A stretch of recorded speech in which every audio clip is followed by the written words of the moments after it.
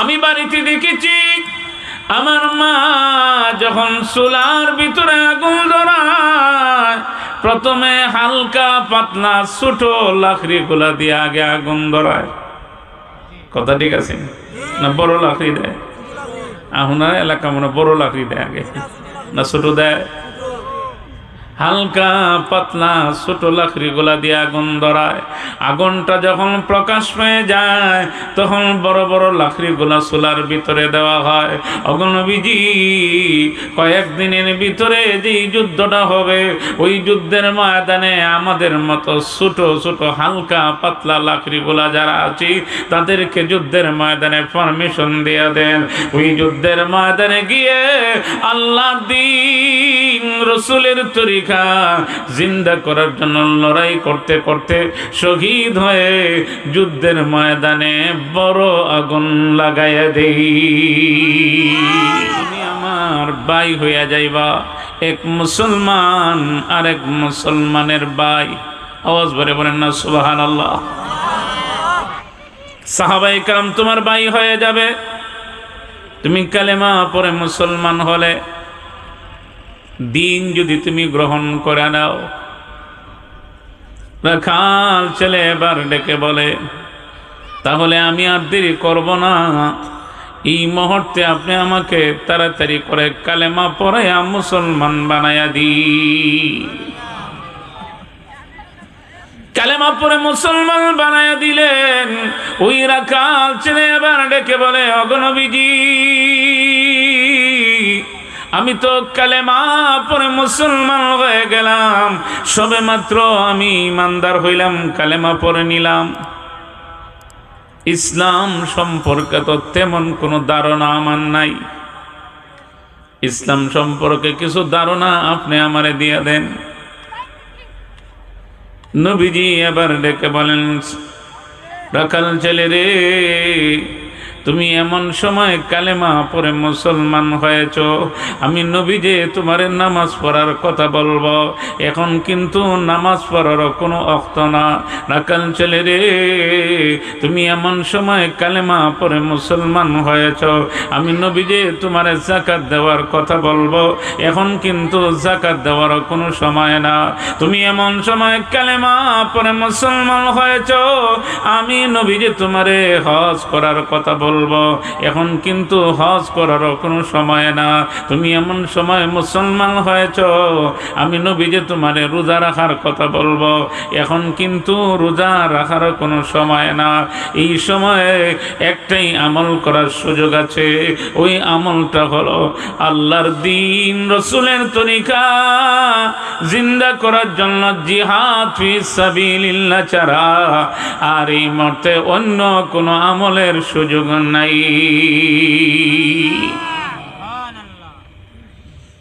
অগণবিজি আমি যদি এই মুহূর্তে যুদ্ধের ময়দানে ঝাঁপায়া পড়ে লড়াই করতে থাকি,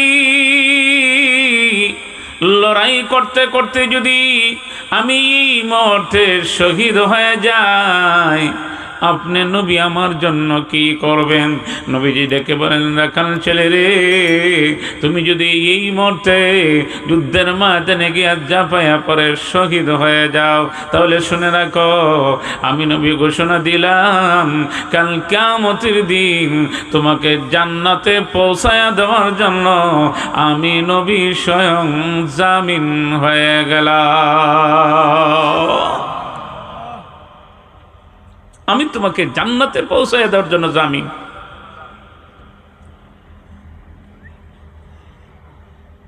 আল্লাহর নবী যখন জান্নাতে পৌঁছায় দেওয়ার জন্য জামিন হয়েছেন, এই কথাটা শুনেই ওই রাখাল ছেলে এবার ডেকে বলে ওগো নবীজি আমি আর দেরি করব না, আমার পারমিশন দিয়ে দেন, আমি যুদ্ধের ময়দানে ঝাঁপাইয়া পড়ব। আল্লাহর নবী বলেন, রাখাল ছেলে রে, শুনে রাখো, যুদ্ধের ময়দানে যাওয়ার আগে এই মুহূর্তে তোমার একটা দায়িত্ব আছে।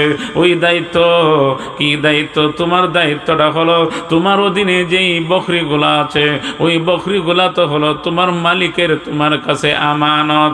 ওই আমানতগুলি আগে তোমার মালিকের কাছে সমঝায় আসো, এরপরে আমি নবী তোমাকে যুদ্ধের ময়দানে যাওয়ার পারমিশন দিয়ে দেব। যদি মালিকের অনুমতি ছাড়া যুদ্ধের ময়দানে চলে যাও, আমানতের খিয়ানত হবে। আর আমি নবী তো এই পৃথিবীতে প্রেরিত হয়েছি আমানতের খিয়ানতের জন্য নয়, আমি নবী তো এই পৃথিবীতে প্রেরিত হয়েছি আমানতের যথাযথ হেফাজতের জন্য। যাও, আগে গিয়ে তোমার মালিকের কাছে ওই আমানত সমঝাই আসো। এখন ওই রাখাল চলে গেছে, মালিকের কাছে গিয়ে তার আমানত সমঝাই এসে রাসূল পারমিশন দিয়া দিছেন, যুদ্ধের ময়দানে গিয়ে ঝাঁপাইয়া পড়ছে। যুদ্ধ করতে করতে করতে করতে করতে লড়াই করতে করতে পিছপা হয় না, এক পর্যায়ে আল্লাহর ওই বান্দা শাহাদত বরণ করে নিচ্ছে। আরো আসতে কইন সুবহানাল্লাহ, একসাথে আওয়াজ বেরিয়ে বলেন না সুবহানাল্লাহ। যুদ্ধ শেষ, যারা শাহাদত বরণ করছে তাদের লাশকে শনাক্ত করা হচ্ছে। সাহাবায়ে কেরাম বলতেছেন, ওগো নবীজি, এমন একটা লাশ পাইছি যেই লাশটাকে আমরা কখনো দেখছি বলে আমরা টার হয় না। এই লোকটার আমরা দেখছি বলে এটা আমাদের টার হয় না। নবীজি বলেন, তাহলে কোথায়, আমার একটু দেখা। প্যারা নবীর সামনে যখন আনা হলো, নবীজি ডেকে বলেন, ও আমার সাহাবীরা রে, শোনো, ওই লাশটা এমন একজন ব্যক্তির লাশ, কালেমা পড়ে মুসলমান হওয়ার পরে একটা সেজদা দেওয়ারও কোনো সুযোগ পায় নাই। কালেমা পড়ে মুসলমান হওয়ার পরে রোজা রাখারও কোনো সুযোগ পায় নাই, যাকাত দেওয়ারও কোনো সুযোগ পায় নাই। শুধু তাই না, হজ করারও কোনো সুযোগ পায় নাই। সবে মাত্র কালেমা পড়ে মুসলমান হওয়ার পরে যুদ্ধের ময়দানের ডাক এসে গেছে। আর দেরি করে নাই, মুহূর্তের ভিতরে যুদ্ধের ময়দানে ঝাঁপায়া পড়ে আল্লাহর দিন রসুলের তরিকা জিন্দা করা জন্য এমন ভাবে লড়াই করেছে, পিছপা হয় নাই। লড়াই করতে করতে সে শহীদ হয়ে গেছে। তাকে দেখলে তোমরা চিনতে পারবা না। সবে মাত্র কালেমা পড়েই মুসলমান হয়ে দেরি করে নাই, অন্য কোনো আমল করার সুযোগ পায় নাই। জিহাদের ময়দানে সে ঝাঁপাইয়া পড়ে শাহাদত বরণ করে নিয়েছে। আমি নবী তাকায় দেখি ওই ব্যক্তিকে মহান আল্লাহ আকাশের মধ্যে ফেরেশতারা গোসল দেওয়াইয়া জান্নাতি কাফনের কাপড় পরায়া জান্নাতের বাসিন্দা বানানোর জন্য ফেরেশতারা প্রস্তুতি নিতে আছে।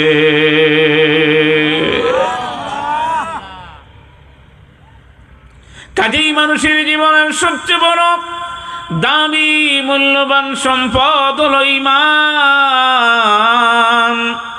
ওই ঈমানের কারণেই মানুষ দামি হয়। ঈমানের কারণে মানুষ দুনিয়াতে দামি, পরকালে দামি। দুনিয়াতেও সম্মান মর্যাদা আল্লাহ বাড়ায়া দেন, পরকালেও ঈমানদারের সম্মানই, পরকালেও ঈমানদারের মর্যাদা সম্মান আছে না নাই? আর আসতে একসাথে একসাথে আওয়াজ বেরিয়ে বলেন না, আছে না না? ঈমানদারের দাম দুনিয়াতেও আছে, পরকালেও।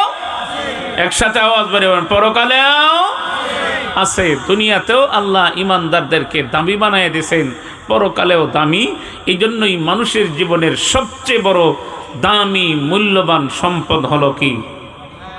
একসাথে আওয়াজ বেরিয়ে বলেন কি? ঈমান। ওই ঈমানদারদেরকে আল্লাহ ডেকে বলতেছেন, দুইবার বলছেন।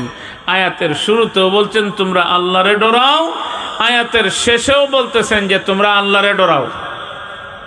কাকে ডরাও? আমরা ডরাইব কাকে? একসাথে আওয়াজ বলেন, কাকে ডরাইব? আল্লাহকে কি পরিমাণ কতটুক ডরাতে হবে কোরআনের আরেক আয়াতে আল্লাহ বলে দিয়েছেন, ইয়া আইয়ুহাল্লাযীনা আমানুত্তাকুল্লাহ হাক্কা তুকাতিহি ওয়ালা তামুতুন্না ইল্লা ওয়া আনতুম মুসলিমুন। বলেন না আল্লাহু আকবার। একসাথে আওয়াজ বাড়িয়ে বলেন না আল্লাহু আকবার। আচ্ছা, আমরা রে জবান কে দিছেন? একসাথে আওয়াজ বাড়িয়ে জবান কে দিছেন? যে আল্লাহ জবান দিছেন ওই আল্লাহর নাম উচ্চারণ করতে আমরা রাজি আছিনি? কে কে রাজি? একটু হাতটা তুলি তো দেখি। দুই হাত, এক হাত তুললে হইতো না, এক হাত রাখছে অনেকেই, সিফার মধ্যে রেখে দিয়েছে। হ্যাঁ, 2 হাত তোলেন, আমি দেখতেছি কে কে অবহেলা করতেছেন। হ্যাঁ, আল্লাহ হাত দিছেন আর আল্লাহরে হাত দেখাইতেন, উড়াইবার মন চায় না। 2 হাত তোলেন, একটু নাড়াচাড়া করেন, আওয়াজ বাড়িয়ে বলেন আল্লাহু আকবার। আর আওয়াজ বাড়িয়ে বলেন আল্লাহু আকবার। আরো আওয়াজ বাড়িয়ে বলেন আল্লাহু আকবার। হাতটা নামান।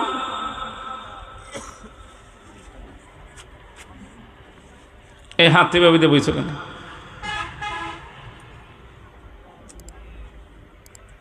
আমরা ভয় করব কাকে?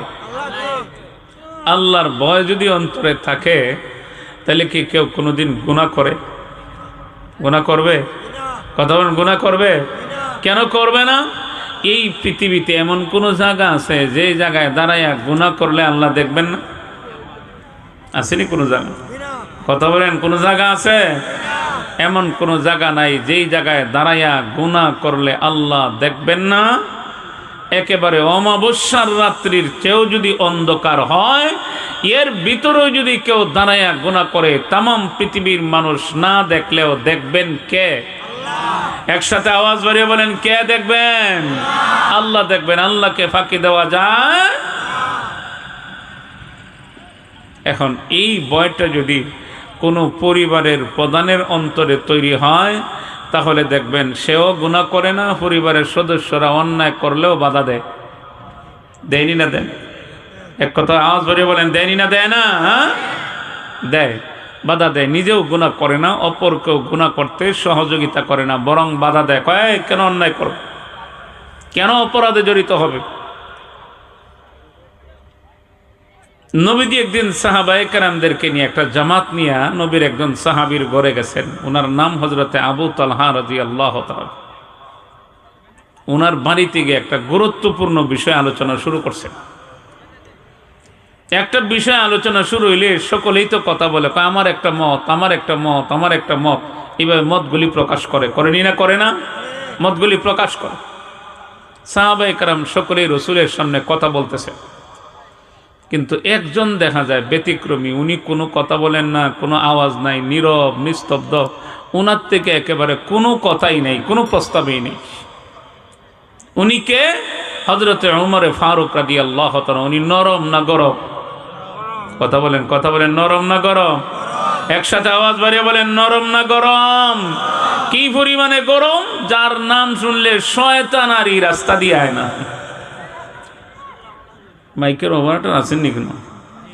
কই আমাদিকে এটা একটু বানাই দেওয়া যায় না? হ্যাঁ,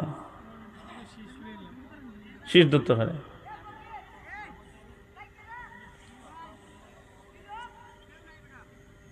যার নাম শুনলে শয়তান পর্যন্ত আরেকটা রাস্তা দিয়ে যায়, বায়ু ছেড়ে।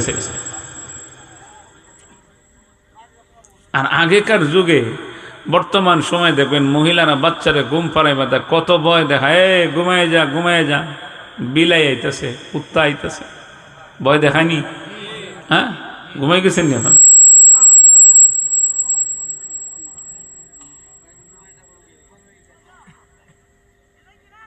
কুকুরের ভয় দেখায়, বিড়ালের ভয় দেখায়। তখনকার সময়ে মহিলারা ভয় দেখাইতো, ঘুমাইবে, বাচ্চারা বলতো কান্না বন্ধ করবে না, উমরে খবর দিতাম। তখন বাচ্চারা কইতো আম্মা খবর দিয়েন না, দেখেন না ঘুমাইছে। আওয়াজ বেরিয়ে বলেন না আল্লাহু আকবার। কেন এত ভয় করতো উমরের অন্তরে ছিল আল্লাহর ভয় বেশি। কার ভয়? একসাথে আওয়াজ বেড়ে বলেন, কার ভয়? আমাদের অন্তরে ভয় থাকবে কার? আল্লাহর। উনি দেখা যায় কোনো কথা বলে না, নীরব নিস্তব্ধ। ভিতরে যে মাইক দিছে না, তো এটার একটু কমায়, মাইকটার একটু বাড়াইয়ে দাও, তো হয়।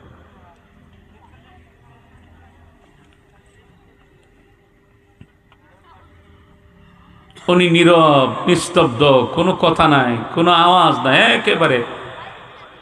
আবার দেখা যায় চেহারাটাও বিবর্ণ হয়ে যেতেছে। একজন মানুষ কোনো কথা না বললে আবার যদি চেহারাটা বিবর্ণ হয়, তাহলে বোঝা যায় যে ওই জায়গায় কোনো কিছু আছে। আল্লাহর নবী ডেকে বলেন, ওমর, আজকের এই গুরুত্বপূর্ণ বৈঠকে কি তোমার কোনো প্রস্তাব নাই ওমর? আবার দেখা যায় তোমার চেহারাটা বিবর্ণ হয়ে গেছে, কোনো কথাও বলো না। উমরে ফারুক রাদিয়াল্লাহু তাআলা ডেকে বলতেছেন, ওগো নবীজি, আমার চেহারাটা এই জন্যই বিবর্ণ হয়। বিবর্ণ হওয়ার কারণটা হলো, আমি উমর আপনার এই সাহাবীর ঘরের ভিতরে আসার পর থেকে একটা ছোট বাচ্চার কান্নার আওয়াজ আমার কানে এসে লাগে, যা দরুন আমি সহ্য করতে পারি না, আমার চেহারাটা বিবর্ণ হয়ে যাচ্ছে।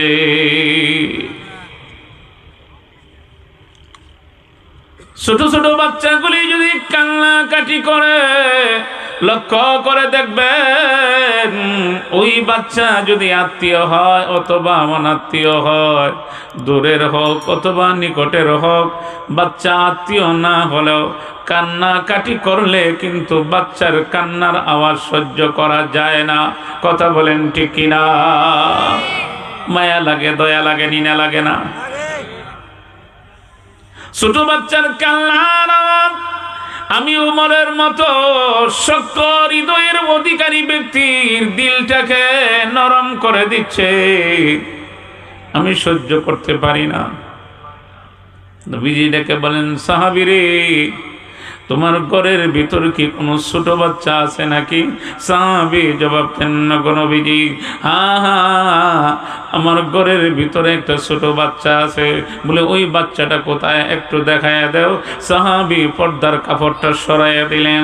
নবীজি তাকা দেখেন, একটা ছোট বাচ্চাকে একটা রশি দিয়ে পিলারের মধ্যে আটকায়া রেখে দেওয়া হয়েছে। নবীজি জিজ্ঞাসা করেন, কেন ওই নিষ্পাপ মাসুম বাচ্চাটারে এমন ভাবে কেন আটকায়া রেখে দেওয়া হলো? তাকে কেন রশি দিয়ে আটকায়া রেখে দেওয়া হলো? কারণটা কি? সাহাবী জবাব দেন, ওগো নবীজি, জানেননি কিসের জন্য তাকে এমন ভাবে রশি দিয়ে আটকায়া রেখে দিয়েছি? তাকা দেখেন না, আমার ঘরের দরজার সামনে হলো একটা খেজুরের গাছ। ওই খেজুরের গাছের মালিক তো আমি না, এই গাছের মালিক হলো একজন ইহুদি। ওই খেজুর গাছে যখন খেজুর গোলা আসে, খেজুর গোলা পাকে, নিচে এক দুইটা খেজুর ঝরে পড়ে যায়।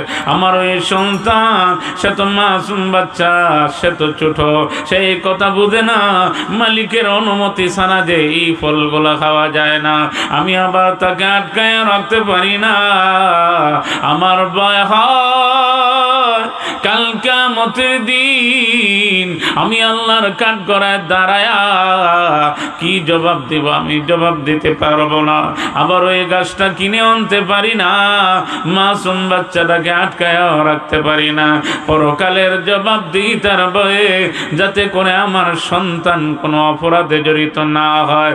এই জন্যই তো আমি আমার কলিজার টুকরার সন্তানটাকে এমন ভাবে আটকায় রেখে দিয়েছি।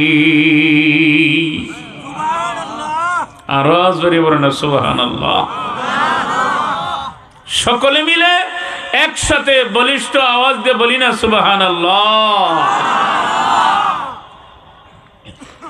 আমরা এরকম বাচ্চারা আটকাইমু, আরো হলে গাছও তুলে দিই। কথা বলেন ঠিক না? বৈশাখ মাস মুঠ চুরি হরবার দায়, যে ফোন দিয়ে শিখাইয়া দেই। কথা বুঝাইতে পারলাম আমি আপনাদের, কেন অসুবিধা হয়? দান চুরি ভাই আমার, নবীজি ওই করুণ কাহিনী শুনে চোখের পানি ধরে রাখতে পারলেন না। প্যারা নবী কান্না শুরু করে দিলেন, আর সাহাবায়ে কেরামদেরকে লক্ষ্য করে বলেন, ও আমার সাহাবীরা রে, আমার ওই সাহাবীর অর্থনৈতিক অবস্থাটা বড় দুর্বল, সকালে খাইলে বিকালে খাওয়ার কোনো ব্যবস্থা নাই, ওই গাছটাও কিনে আনতে পারে না, আবার মাসুম বাচ্চা, ও বুঝে না, ওরে আটকায়াও রাখা যায় না, এই জন্যই তো তারে এমন ভাবে আটকায়া রেখে দেওয়া হয়েছে।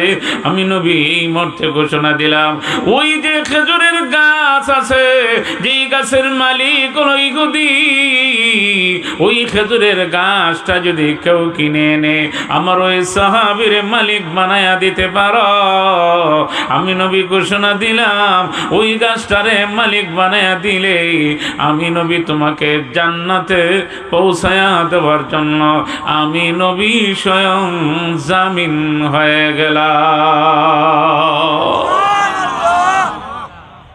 কে জামিন? একসাথে আওয়াজ বলেন, কে জামিন হয়েছে? আরো জোরে বলেন না, কে জামিন হয়েছেন? জান্নাতে পৌঁছাইয়ে দিব যদি গাছটা কিনে এনে দিতে পারো। সাহাবায়ে কেরামের সামনে যখন জান্নাতের আলোচনা হতো, জান্নাতের কথা শুনে সাহাবায়ে কেরামের মধ্যে প্রতিযোগিতা শুরু হয়ে যেত, কে কার আগে গিয়া জান্নাতের মালিক হবে। জান্নাতের মালিক হওয়ার জন্য প্রতিযোগিতা শুরু হয়ে যেত, কে কার আগে গিয়া জান্নাতের মালিক হতে পারেন, জান্নাতের বাসিন্দা হতে পারেন, এই নিয়ে সাহাবায়ে কেরামের মধ্যে প্রতিযোগিতা শুরু হয়ে যেত। এক যুদ্ধের ময়দানের প্রস্তুতি চলতেছে, ছোট বালক 12 বৎসরের সন্তান বাড়িতে এসে দেখে মা চোখের পানি ছেড়ে দিয়ে কান্দে। 12 বৎসরের বালক ডেকে বলে, আম্মা কেন কান্দেন, কি হয়েছে? আপনারে কি কেউ গালি দিয়েছে নাকি? না না, আমার কেউ গালি দেয় নাই, কেউ আঘাত করেছে। না না, আমার আঘাত করে নাই, তাহলে কেন কাঁদেন? কি হয়েছে, কিসের জন্য কাঁদেন? মা ডেকে বলে, ও আমার কলিজার টুকরা সন্তান রে, নবীর পক্ষ থেকে একটু আগে একজন সাহাবী এলান করে গেছে, মদিনার লোকেরা রে, কে কোথায় আছো, যুদ্ধের জন্য প্রস্তুতি নেও। নবীজি ঘোষণা করেছেন যুদ্ধ শুরু হয়ে যাবে। ওই ঘোষণাটা শোনার পরেই আমি মা হয়ে আমার একটা দিলের তামান্না, আমি মা হয়ে আমার মনের বাসনা, আমার যদি তুই বেতি রেখে একটা উপযুক্ত সন্তান থাকতো, আমার মনে চায় তাকে আমি যুদ্ধের ময়দানে পাঠায়া দিয়া ও যদি লড়াই করতে করতে শহীদ হয়ে যেত, আমি মা একজন শহীদের মা হতে চাই। কি হতে চান? একসাথে আওয়াজ বাড়িয়ে বলেন, কি হতে চান? সকলে মিলে সকলেই জবানটা একটু নাড়াচাড়া করেন না, কথা বলেন, কি হতে চায় মহিলা? শহীদের মা হতে চায়, বড় আগ্রহ। 12 বছরের বালক বলতেছে, কয় আম্মা তাহলে এক কাজ করেন, আমি রসুলের কাছে যাই, রসুলের কাছে গেলে রসুল যদি আমার পারমিশন দিয়া দেন, তাহলে আমি যুদ্ধের ময়দানে গিয়ে লড়াই করে আপনার শহীদের মা বানাই দিব। আরো আসতে করেন সুবহানাল্লাহ। অসুবিধা হইতেছে, বয়ান শেষ করে দেই। হ্যাঁ, জিনা 1-2 বাদ বাকি হয়, শেষ করলে তো ভালোই আছি, খারাপ তো কোনটা না, শেষ করলে তো যাইলাম কি। শেষ করবো না চলবে? চলবে, আওয়াজটা আরো বাড়াই দিতে হবে। একসাথে আওয়াজ বলেন, শেষ না চলবে? আরো আওয়াজ বাজে, শেষ না চলবে? এই আওয়াজটা এইরকম রেখে। 12 বৎসরের বালক গেছে রসুলের কাছে। এই বাচ্চাদের দূরদূরি বন্ধ করা যায় না, এই যে ডিস্টার্বটা করতেছে।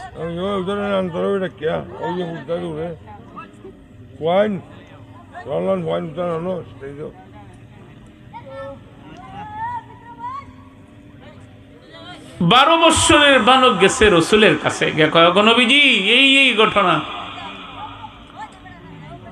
আপনি যদি আমার পারমিশন দিতেন আমি যুদ্ধের ময়দানে যাব, আমার মারে আমি শহীদের মা বানাইতে চাই। আওয়াজ বেরিয়ে বলেন না সুবহানাল্লাহ। আমার মার বড় আগ্রহ, তামান্না একজন শহীদের মা হতে চায়। এই যে উসমান হাদি, মা বাবা কত দৈন্য দেখছেননি, তার জানাজাই প্রমাণ করছে। ইনসাফের পক্ষে যারা কথা বলে, দেশপ্রেমিক যারা হয়, ওরা যখন নিজের ত্যাগ স্বীকার করে, উৎসর্গ করে, তখন আল্লাহ তাআলা তাদের মর্যাদারে বাড়াইয়া দেয়। আর জোরে বলেন না সুবহানাল্লাহ। আল্লাহ কি করেন? তখন তাদের মর্যাদারে কি করেন? বাড়াইয়া দেন। 12 বৎসরের বালক কয়, নবীজি আহুনে আমারে পারমিশন দেন, আমি যুদ্ধের ময়দানে যাব, মাকে শহীদের মা বানাইতে চাই। এই দিকে তখন কি হয়েছে?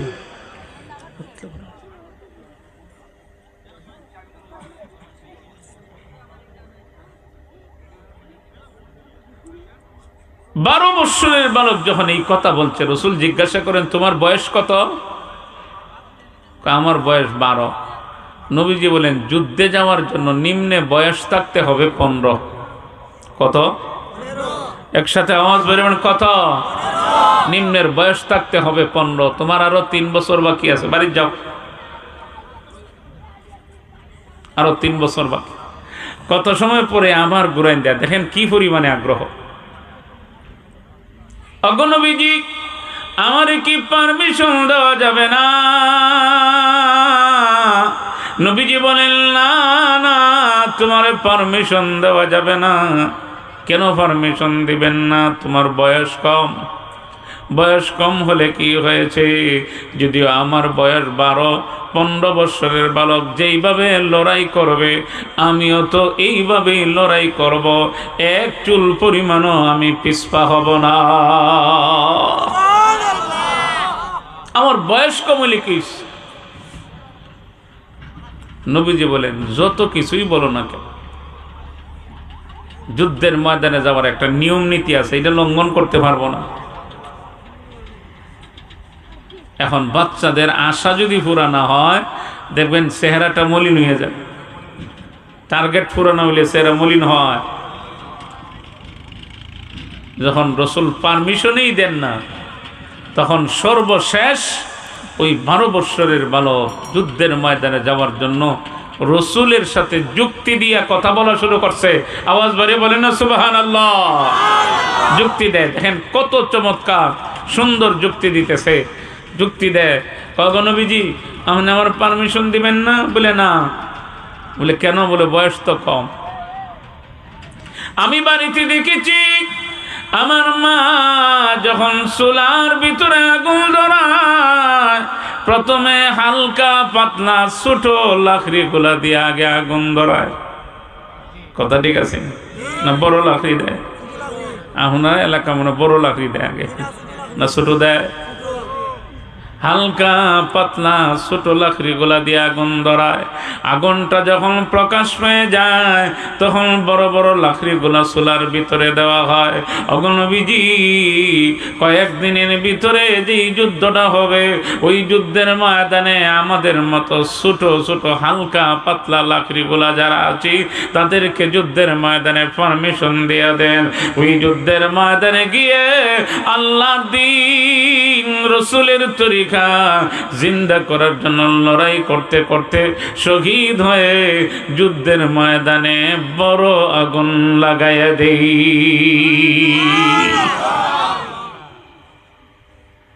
এই জন্য আগে আমরা পরে আলী, উমর, উসমান দিবস।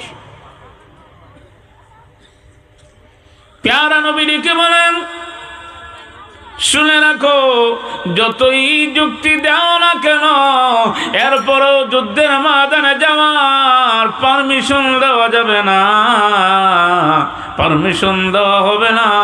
এমন কথাটা শোনার পরে চেহারাটা আরো মলিন হয়ে গেছে। আল্লাহ পাক রব্বুল আলামিনের পক্ষ থেকে জিবরাইলকে পাঠিয়ে দেওয়া হলো, জিবরাইল যাও আমার বন্ধুরে জানায়া দাও, ওই 12 বৎসরের বালকের ব্যাপারে আমি আল্লাহর পক্ষ থেকে একটা সুসংবাদ গিয়া শোনায়া দাও। আরজ বলে না সুবহানাল্লাহ। কি শুনায়া দাও, সুসংবাদ শোনায় দাও। কি সুসংবাদ? জিবরাইল আলাইহিস সালাতু ওয়াসালাম চলে আসলেন। ওগো নবীজি, কয়েকদিনের ভিতরে যেই যুদ্ধ শুরু হবে, ওই যুদ্ধের ময়দানে যারা অংশগ্রহণ করবে, যারা গাজী হয়ে ফিরে আসবে, যারা শাহাদাত বরণ করবে, এদের একটা তালিকা আগেই কিন্তু আল্লাহর দরবারে লিপিবদ্ধ করা হয়। ওরা শহীদ হবে, ওরা গাজী হয়ে ফিরে আসবে। আল্লাহ আমারে পাঠায় দিয়েছেন, আমি আপনারে জানায়া দিতাম ওই যুদ্ধের ময়দানে যারা গাজী হয়ে ফিরে আসবে তাদের যেই তালিকা করা হয়েছে এবং যারা শাহাদাত বরণ করবে তাদের যেই তালিকা করা হয়েছে, ওই শহীদদের তালিকায় মহান আল্লাহ ওই 12 বৎসরের বালকের নাম উঠায়া নিয়েছে।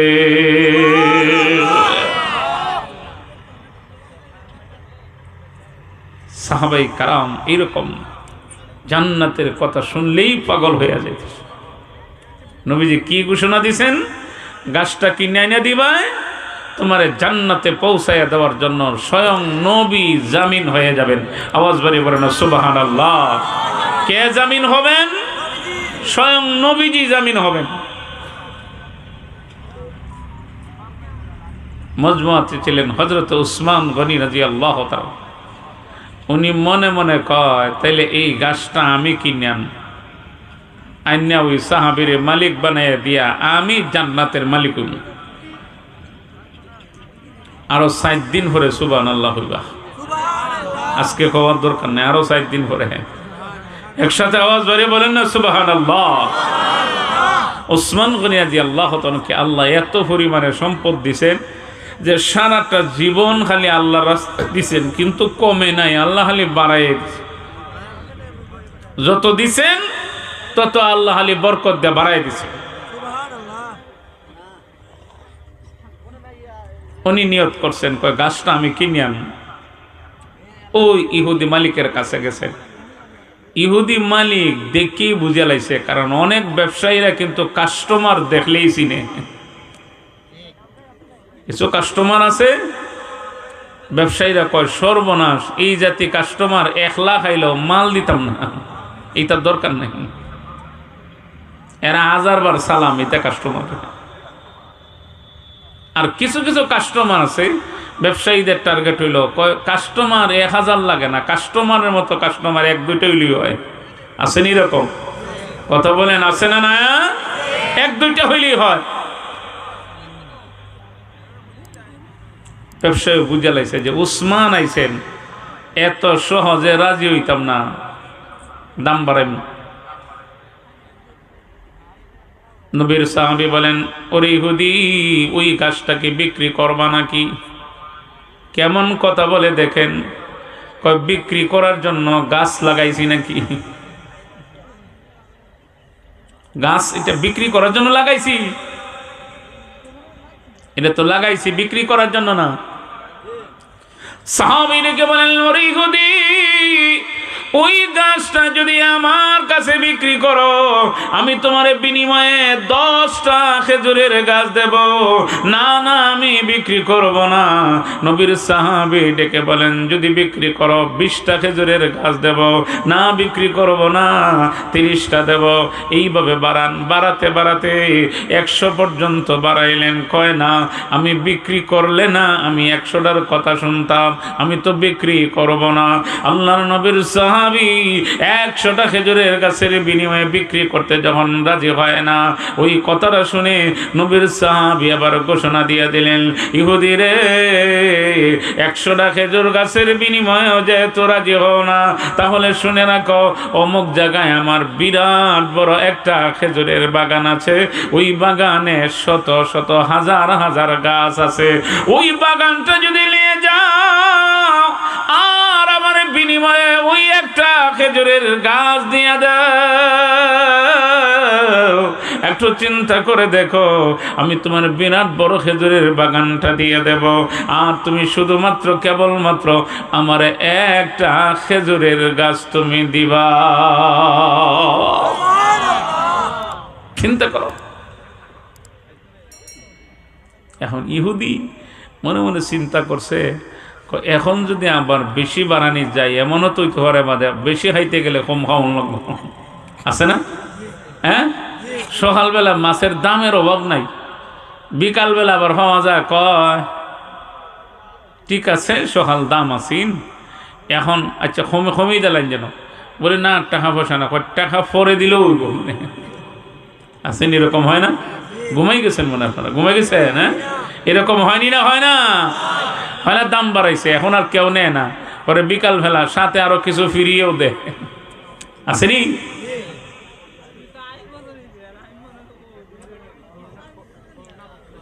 মাইক টেনে ফিসিতে দালাইবার দরকার, হেরা বয়ান দালাইব, কথা ঠিক না?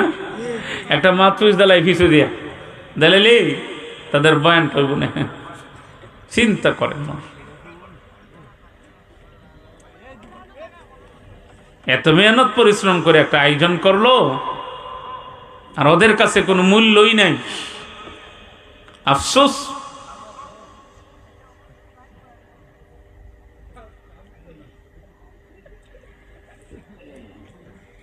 বিরাট বড় খেজুর বাগান। এখন ইহুদি কয় তাহলে দরকার নাই, এখন উপযুক্ত দাম পাইছি। আচ্ছা ঠিক আছে, আপনি যদি আমার ওই বাগান যে শুনাইছেন এটা যদি দেন তাইলে একটু চিন্তা করা যায়। দেখছেন এখনো কি আর হয় না। প্যারা নবীর সাহাবী উসমান গনি রাদিয়াল্লাহু তাআলা ডেকে বলেন, ওরে ইহুদি তুমিও চিন্তা করো আর আমার একটু সুযোগ দাও।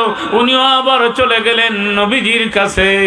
নবীজির কাছে গিয়ে বলেন, ওগো নবীজি, আপনি না ওই খেজুর গাছ সম্পর্কে কি একটা ঘোষণা দিয়েছিলেন, ঘোষণাটা আবার শুনতে চায়। আল্লাহর নবী ডেকে বলেন, উসমান রে, ওই যে খেজুরের গাছ আছে, ওই খেজুরের গাছটা কিনে এনে যদি আমার ওই সাহাবীরে কেউ মালিক বানায়া দিতে পারে, আমি নবী ঘোষণা দিলাম কাল কিয়ামতের দিন তাকে জান্নাতে পৌঁছায়া দেওয়ার জন্য আমি নবী স্বয়ং জামিন হয়ে গেলাম। আমি নবী জামিন। উসমান গনি রাদিয়াল্লাহু তাআলা বানাইছে।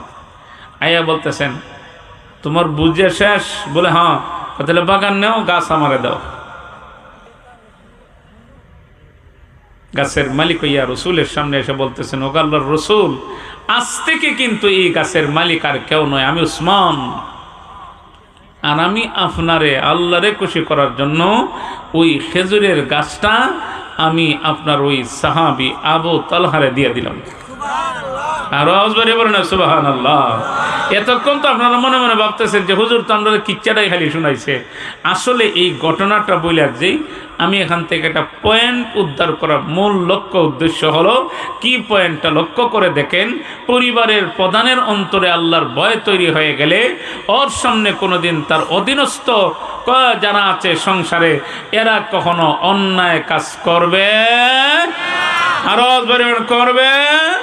করবে না। কেন করবে না? ও ইমানদার মুসলমান, আর নরমাল আওয়াজ নয়, সকলে মিলে একসাথে ইমানদারের মতো আওয়াজটা বাড়াইয়া যার যে পরিমাণে শক্তি আছে ইমানি পাওয়ার অনুযায়ী সকলে মিলে আওয়াজটা বাড়াইয়া বলবেন, কেন এই ধরনের অন্যায় করবে না? কার ভয় তাহার দরুন।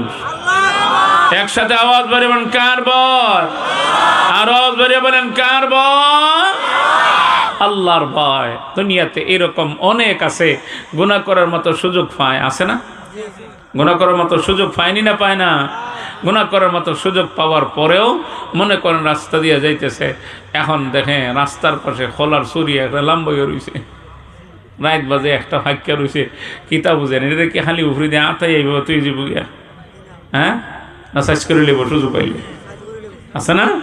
পায় সর্বনাশ, সব গুমের করে যেই সুযোগ পাইছি কেউ সাক্ষী তখন আন্দায় কেউ দেখবে না। এখন খালি হাতটা বাড়াইছে, হাতটা বাড়াইছে মাত্র, হাতটা বাড়ানো মাত্রই স্মরণ হয়ে গেছে মালিক না ঘুমাই রইল, অনা দেখে না, কিন্তু মালিকের মালিক তো আছে, উনি তো দেখতেছে। কে দেখে? একসাথে আওয়াজ বাড়িয়ে বলেন, কে দেখেন? আল্লাহ তো দেখতেছেন। ওই হাতটাকে গোটাই দিছে, না আর এই কাজ করবো না, শরীরে কম্পন শুরু হয়ে গেছে। আল্লাহ পুরস্কারের ঘোষণা দিয়া দিছেন, ওয়ালিমান খাফা মাকামা রাব্বিহি জান্নাতান।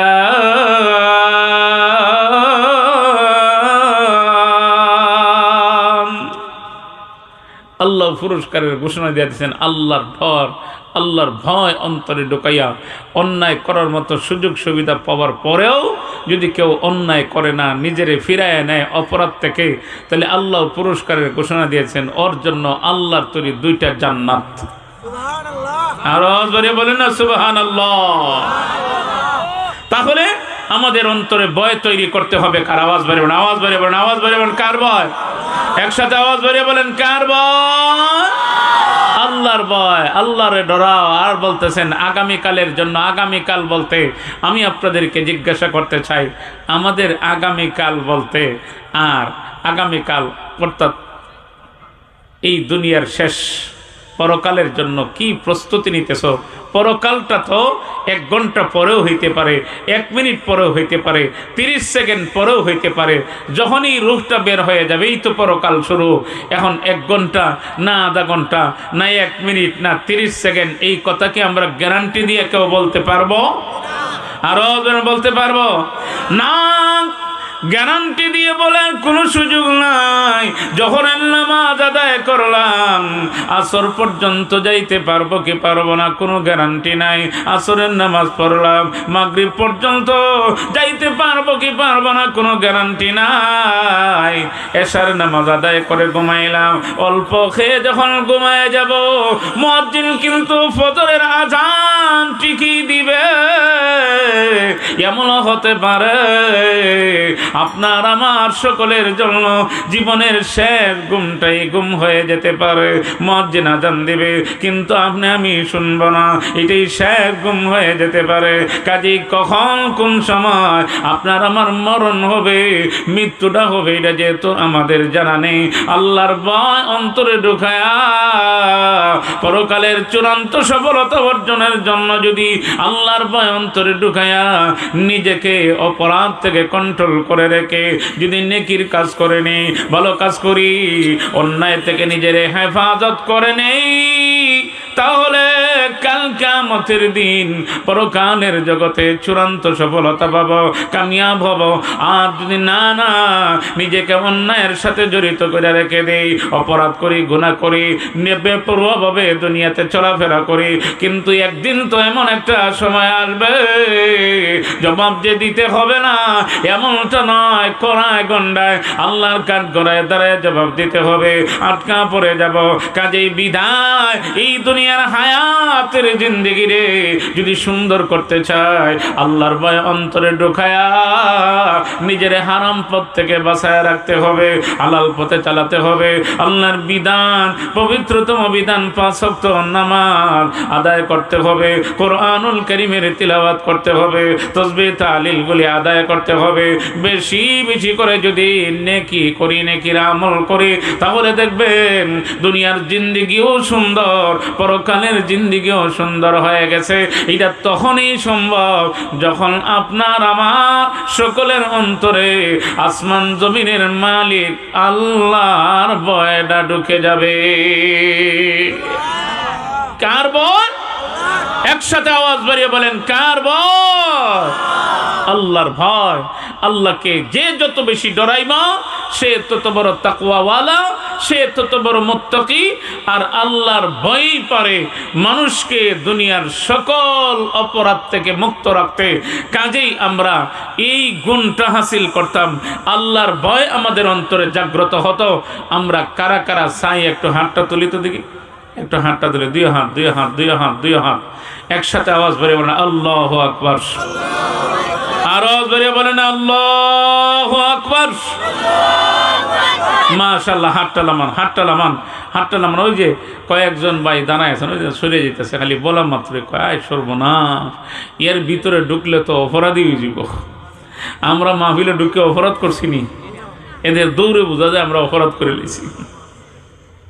রহমতি বরকতি জান্নাতি বাগান, আল্লাহর পক্ষ থেকে রহমত আর বরকত নাজিল হয় যেখানে কোরআন এবং হাদিসের আলোচনা হয়।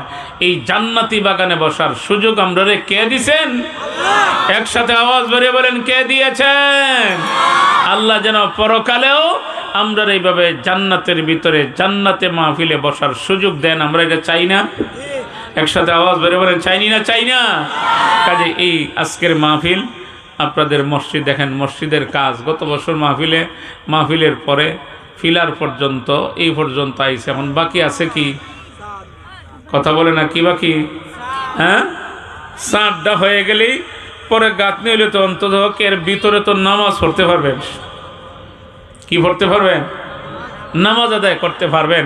এখন সাতটা বাকি। এই সাদের জন্য অনেক সন্ধ্যার পর থেকে আপনারা অনেক দিয়েছেন।